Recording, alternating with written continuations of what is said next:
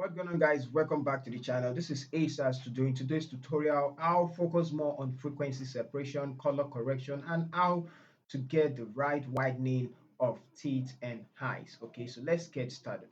First thing, I would like to lay a tip for you, which you can always consider whenever you are retouching.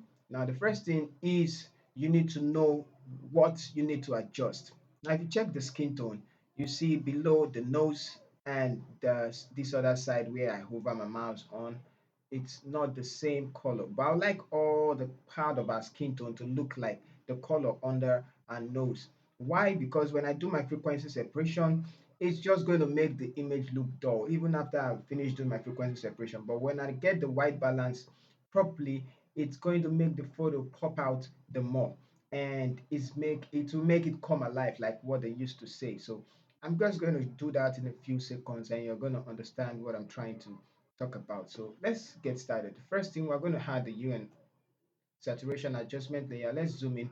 Now, because we want to correct this part of our cheek to be like this part, the color of this under our nose, I'm going to click on the hand tool and I'm going to select this one and increase. Now, once I increase it, you're going to see that the colors here, which is a little bit bluish, and this place light blue, they are not the same. So that's what we want to do. We want to make them the same. So let's get just the colors of this blue alone. Let's bring the sliders backwards and we're going to target just those areas. And I guess these are the areas, so to make it look more natural. So these are the areas we need to look at. All right, so now what we're going to do is to make this 0. It's going to be affecting that place alone, and we're going to increase this slider right here. So let's go ahead and find, if you take it by, it's going to look reddish, but we don't want that. We want the yellow hue. Let me take it away from the nose so you can see here that it's blending with the colors of the nose. If you take it to extreme, it's going to look like the yellow is going to be so visible, but I want to get the sweet spot for it. So I will consider leaving it at 23, and I'm going to hit the close button. Now, we don't want it all over the place. We want it just, we don't want to erase the makeup and all that. Okay, so we're going to grab the brush to decrease the size and make the hardness low, decrease the flow to about 46, and let's keep turning it on and off. Let's zoom in, and we're going to erase to this part. So let's turn it on and let's keep erasing. I'm going to quickly erase and remove it from the part I don't need. All right, so I'm done doing that. So you can see before and after. So the red are gone. And now you can proceed to do frequency separation. But before that, let's create a stem visible layer. Control Shift Alternate E. Now, like I said before, you can do this or you do the white balance correction. But I like doing the white balance correction. For that, I'm going to grab the solid color adjustment. Instead of going to the camera raw filter, I'm just going to use this one. So I'm going to double click on the color to select, and let's select, you can select the eyes or the teeth, but the teeth is where it's better right now. And then you're going to turn it on and change the blending mode to linear, sorry, divide. Put it on divide, and now it's actually too bright. Now just compare the before and the after. You can see how bright it just brought out the image. So this is like the correct lightning. Okay, so I'm going to double click and bring it up, the brightness up, not too much, just like that. And if you don't like it the way it is, like you prefer the old way like this, you can decrease the opacity. So we can decrease a few or the opacity. So when we bring it down and then down, let's just bring it a little bit like 45. So we have before and then after. Just brought out the image that a bit. So now we can do our frequency separation. Control Shift Alternate T to create this time visible layer. I'm going to turn these two off now. Like just group from here to here. Shift, hold and Shift, and come on, come on, come on, and group them. I'm going to drag this one inside. All right, so now frequency separation. For you to do the frequency separation, Control J twice. And frequency separation was separating the color and the texture. So there are a lot of videos online. If you are new, I think I should just take it slow.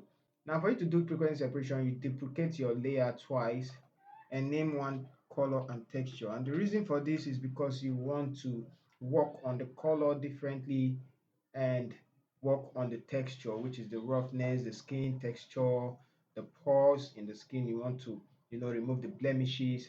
So that's for the texture. And for the color, you want to make the color or tone smooth. So that's why we're duplicating it twice. And we can separate these two and work on them independently. So I'm going to select the color, turn off the texture layer, go to image, and I talked about blur. So go to blur, Gaussian blur. I talked about the blur range you need to, fix. When you take the blur very high, you're going to get a high texture, more texture. But the blending, if you are working on the skin tones, is going to take a little time before it's going to take longer for the skin to blend. But if you take less blur, it's going to take fast blending of the skin tones, but the texture is not going to be much. It's not going to be very pronounced. So you're going to lose more texture. The higher the blur, the more the texture. The lower the blur, the lower the texture. The, yeah, I think that's what I want to say. Okay, so let's take it up a bit. I'm going to leave it somewhere like this. Yeah, I think I will leave it like that. And then go to texture, turn it on, go to image, apply image, and go to merge. Under merge, select the color, go we're separating it from color. Under the blending mode, select subtract and leave the scale to offset 128. It's okay. Change the blending mode to linear light. Okay, so now we're back with our image. So I'm going to group the two together. This will be our frequency separation group. For the color layer, you're going to use the mixer 2 brush. And for the texture layer, you're going to use the clone stamp 2. So let's start with the mixer 2 brush and select the color layer. You're going to blend it like this. Just left click, set your brush settings to this, the way it is. And if you have this one turn on, turn it off and select the clean brush, or just come down and select clean brush. Okay, and then set the rest settings, and then you can come back and start blending your skin tones like this. So you can see that as I'm doing it is affecting. So I'm going to hit Ctrl Z and do it very well. So just follow the contour of the skin.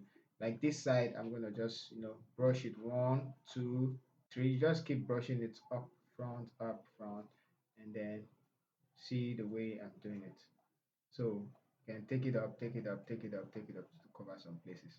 All right, so I'm going to come back after I'm done blending, and then I'm going to show you um, how to do your remove your blemishes using the texture layer. Okay,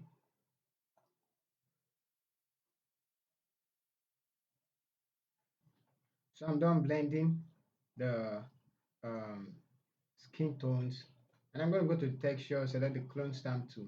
So if you're not okay with the blending, you can keep on keep on blending. So for this to work, you need to hold the Alt button to select a free area that there is no blemishes, and then left click, and then go ahead and click over the blemishes. Hold down Alt, left click, and then go over the blemishes and pick and just click on it. So I'm just going to cover everything. You can turn on the align tool, and whenever you move like this, it's just going to keep moving with you. So see, you can see that the arrow is moving with me. But even if you turn it off and I select an area, let's say I select this place and I draw, it's going to follow me. So it does not matter if, but the difference is wherever, if I select this place and I move, it follows. If I start from here, it's going to follow me from there. So that's the difference between the align. If I turn it off, it's going to start my selection from where I drew my arrow from. I don't know if you get. So I'm just going to quickly do this. So you can see it's still selecting from that place because I turned it off.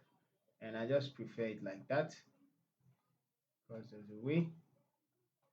So all this line, I need them out of the way.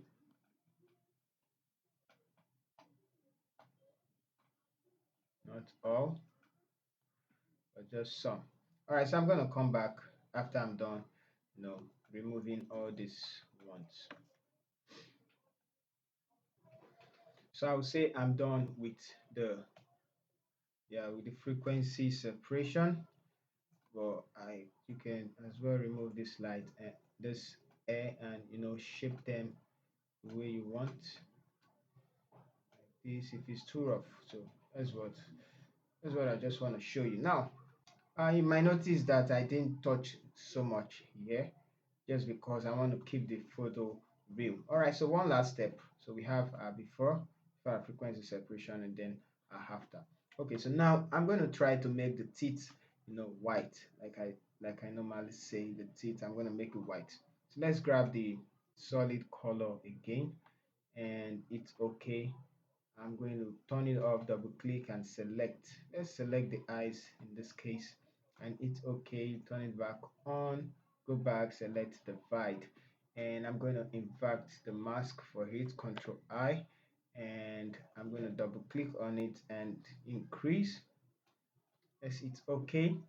And let's grab the normal brush tool and select the mask. And I'm going to paint over the teeth. Let's make the brush smaller.